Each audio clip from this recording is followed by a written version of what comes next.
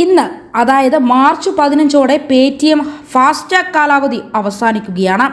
ഇനി മുതൽ Paytm FASTag recharge ചെയ്യാൻ നിങ്ങൾക്ക് സാധിക്കുന്നതല്ല. എന്നാൽ ഇപ്പോഴും പേടിഎമ്മിന്റെ ഫാസ്ടാഗുകൾ ഉപയോഗിക്കുന്നവർ എത്രയും പെട്ടെന്ന് ഇത് മാറ്റണം. അല്ലാത്ത പക്ഷം പിഴയും ഇരട്ടി തുകയും ഉപയോക്താക്കളുടെ പക്കൽ നിന്ന് ഈടാക്കുമെന്നാണ് അധികാരികൾ അറിയിച്ചിരിക്കുന്നത്. ഇത് ഒഴിവാക്കാനായി ഉപയോക്താക്കൾ എത്രയും പെട്ടെന്ന് മറ്റ് ഫാസ്ടാഗുകൾ ഉപയോഗിക്കേണ്ടതാണ്. NHAI പുറത്തിറക്കിയ ഔദ്യോഗിക പ്രസ്താവനയിലാണ് ഇക്കാര്യം വ്യക്തമാക്കിയിരിക്കുന്നത്. മറ്റൊരു ബാങ്കിന്റെ ഫാസ്ടാഗിലേക്ക് മാറുന്നതിലൂടെ ദേശീയപാതയിലൂടെ യാത്ര ചെയ്യുമ്പോൾ പിഴയും ഇരട്ടി ഫീസും ഒഴിവാക്കാൻ സാധിക്കുമെന്ന് ഈ പ്രസ്താവനയിൽ പറയുന്നു. അതേസമയം മാർച്ച് 15 മുതൽ പേടിഎം ഫാസ്ടാഗുകൾ ചാർജ് ചെയ്യാൻ സാധിക്കില്ല എന്നാണ് അറിയാൻ സാധിച്ചിരിക്കുന്നത്. എന്നിരുന്നാലും പേടിഎം ഫാസ്ടാഗിലെ ബാക്ക് ബാലൻസ് ഒരു നിശ്ചിത തീയതി വരെ ഉപയോഗിക്കാൻ സാധിക്കുമെന്നും അറിയിച്ചിട്ടുണ്ട്. പുതിയ ഫാസ്ടാഗ് സ്വന്തമാക്കുമ്പോൾ ഈ ബാലൻസ് അതിലേക്ക് മാറ്റാനുള്ള സൗകര്യവും ഉപയോക്താക്കൾക്ക് ഉണ്ടായിരിക്കുന്നതാണ്. ഫാസ്ടാഗ് വഴിയുള്ള ഇന്ത്യയിലെ ടോൾ ശേഖരണത്തിന്റെ 1/5 പങ്കും പേടിഎം വഴിയാണ് നടക്കുന്നത് എന്നാണ് കണക്കുകൾ പറയുന്നത്. അതുകൊണ്ട് തന്നെ ഭൂരിഭാഗം ഫാസ്ടാഗ് ഉപയോക്താക്കളെയും പുതിയ തീരുമാനം ബാധിക്കുന്നതാണ്.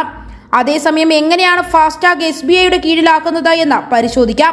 നിങ്ങളുടെ സ്വന്തം വാട്സാപ്പ് വഴി തന്നെ ഇത് സുരക്ഷിതമായി ചെയ്യാൻ സാധിക്കുന്നതാണ്.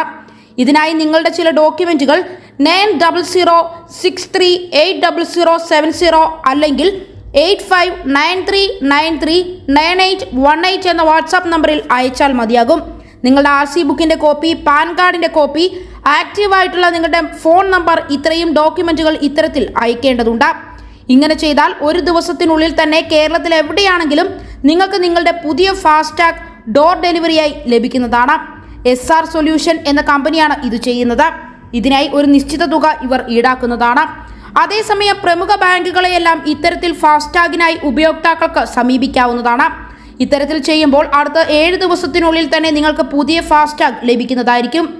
ബാങ്കിൽ നേരിട്ടോ അല്ലെങ്കിൽ നിങ്ങളുടെ ബാങ്ക് ആപ്പുകൾ വഴിയോ പുതിയ ഫാസ്ടാഗിനായി അപേക്ഷിക്കാൻ സാധിക്കുന്നതാണ്.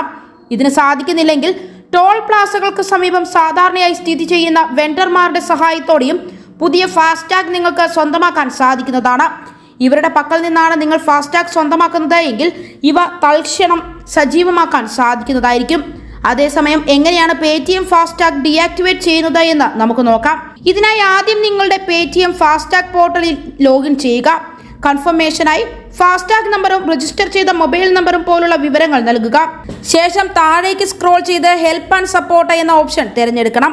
ഇതിൽ നിന്ന് need help with non order related queries എന്ന ഓപ്ഷനാണ് നിങ്ങൾ തിരഞ്ഞെടുക്കേണ്ടത്.